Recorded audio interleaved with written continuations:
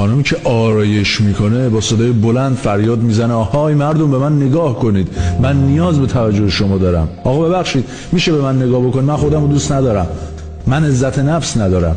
خانم که آرایش غلیظ میکنه یعنی من این چهره رو با این قیافه دوست ندارم دیگه، دوست دارم شخص دیگری باشه. ولی من اینو قبول ندارم، من واسه دل خودم آرایش میکنم. مرسی. پس امروز آرایش کن بشین تو خونه، آرایش کن بگی بخواب، آرایش کن برو کتاب بخون. چرا نمی کنی؟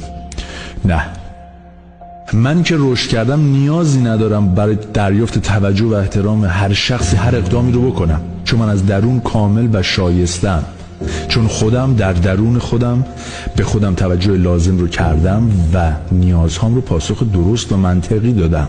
من که رشد کردم احترام و توجه افراد رو با دستاوردهام به دست میارم. شما هر چقدر هم آرایش بکنید زیبا نمیشید مگر اینکه در درون خودتون زیبا بشید.